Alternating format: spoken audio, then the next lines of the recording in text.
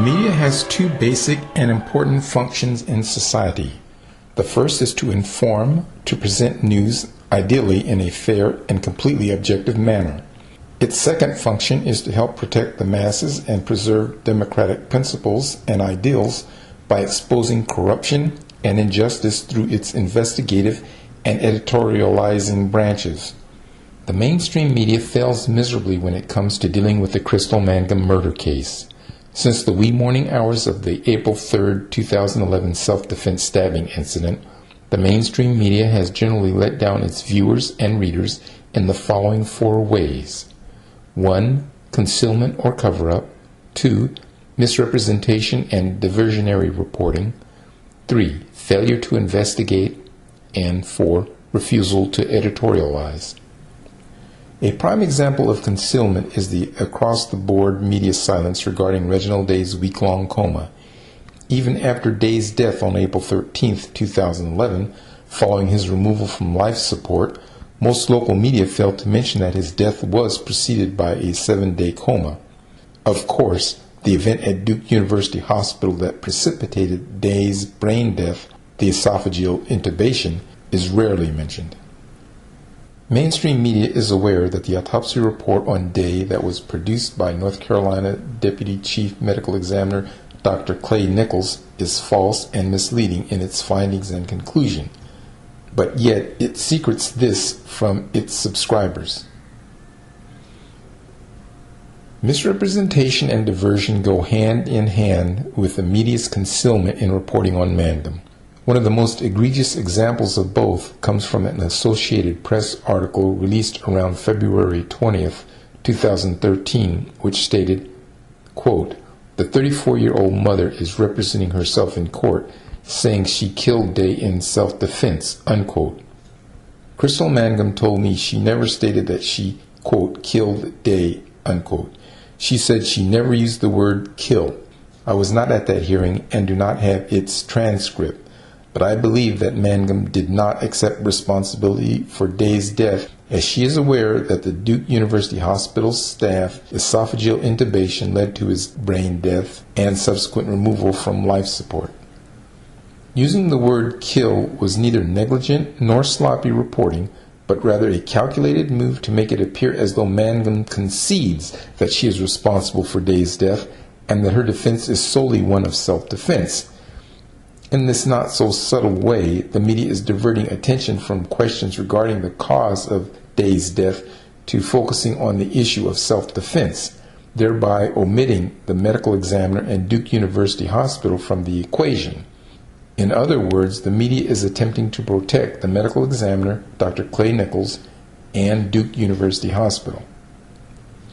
The previous paragraph is also false and misleading with its statement, quote, "Crystal Mangum was released Wednesday from the Durham County Jail, where she had been held since her April 2011 arrest for the fatal stabbing of Reginald Daye," unquote.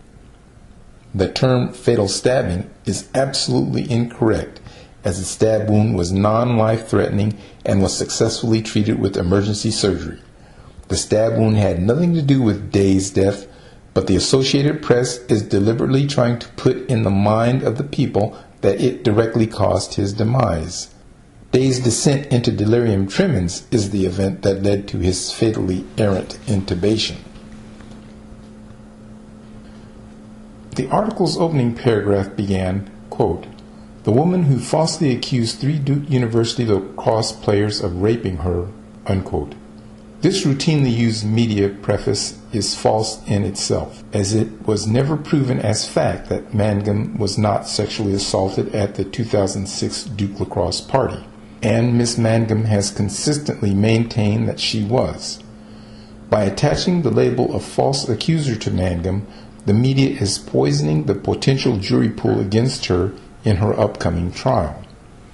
The first sentence of the final paragraph reads, quote, "The 3 arrested were eventually declared innocent by North Carolina's Attorney General after Mangum's stories crumbled and her mental stability was called into question," unquote. Although technically the 3 may have been under arrest, by using the word arrested, the media is subtly attempting to engender reader sympathy for the 3 by implying that they served time in jail. which they did not. WRAL 5 News, ABC 11 News, The News and Observer, and other media proclaim to be deeply involved in investigative work for the purpose of protecting the people. That's the way it should be, but that is not the reality, especially when it comes to Crystal Mangum.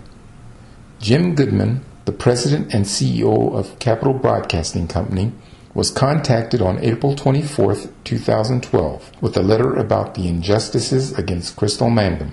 He was alerted to the fact that the autopsy report on Reginald Daye, which was the basis for the murder charge against Mangum, was fraudulent. Other local mainstream media were notified about the discrepancies with the autopsy report at that time as well, but none bothered to investigate, much less respond. Yet, when the integrity of a justice system is on the line, for example, a prosecutor who is in collusion with a medical examiner in manufacturing a fraudulent autopsy report in order to trump up a murder charge against an innocent mother of 3, then the mainstream media is simply not interested, especially when the defendant is Crystal Mangum. Since Crystal Mangum's arrest on April 3, 2011, there has been no editorial view from the staff of the News and Observer about Crystal Mangum's case. No mention about the problems with the inconsistencies about the autopsy report on Reginald Daye. No mention about the refusal of the defense expert forensic pathologist to provide Mangum with a written report. No mention about Duke University Hospital's culpability in Daye's death. Absolutely nothing. As with other media outlets, be they television, radio, online, or print, it is the people at the very top who make policy that determines how the news is reported. Newspaper editors, news anchors, and news reporters are accountable to the CEOs of the companies for which they work. A broad-scale national conspiracy is possible only at the top of networks and publishing corporations, with transactions regarding policy then filtering down to local stations and newspapers. And that conspiracy by the mainstream media to protect the medical examiner and Duke University Hospital has long been in effect since April 2011, and it has been extremely effective.